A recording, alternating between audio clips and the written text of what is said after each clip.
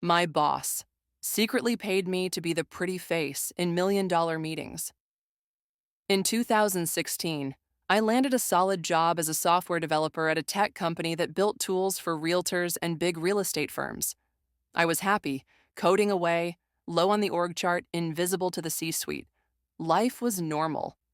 Then, exactly 1 year in, a calendar invite appeared from a VP I'd never met. Subject line vague, attendee list full of strangers.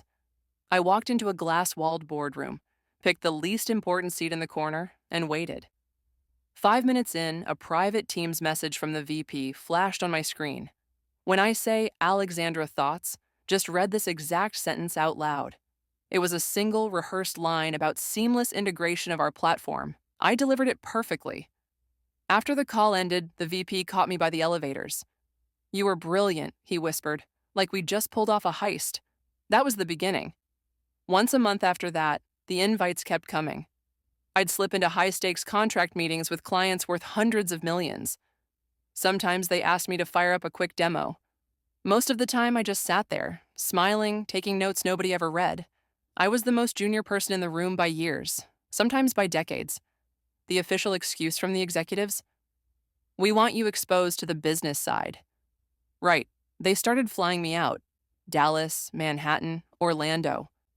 Once, a private dinner at a San Francisco restaurant so expensive the menu didn't have prices. I sat quietly while men in $5,000 suits talked golf handicaps and nine-figure deals, occasionally glancing at me like I was part of the decor. The mask slipped completely during a meeting in New York. A client leaned over and asked, point blank, "So, what do you actually do here?" Before I could open my mouth, the VP cut in with the smoothest lie I've ever heard. "This is Alexandra, our lead technology strategist. She makes sure our technical roadmap perfectly aligns with enterprise priorities." The client nodded, impressed. I smiled the smile of someone who knows she's being used as bait and just swallowed the hook. It was suddenly crystal clear. They wheeled me into those rooms because I'm young, conventionally attractive, soft-spoken, and perpetually upbeat. My job was to sit there looking pleasant and harmless while the real negotiators worked. A living trust signal. A feminine distraction wrapped in business casual. And the wildest part? Nobody ever crossed a line. No creepy comments, no lingering looks, no harassment. Just cold, calculated professionalism. They needed the optics, not the scandal. In 2021, the company got swallowed by a bigger predator in the real estate space. My entire office was optimized out of existence. Severance hit my account, and I walked away without ever telling a soul what really happened in those rooms. I still write code for a living.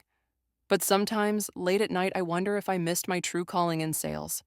Or maybe professional poker.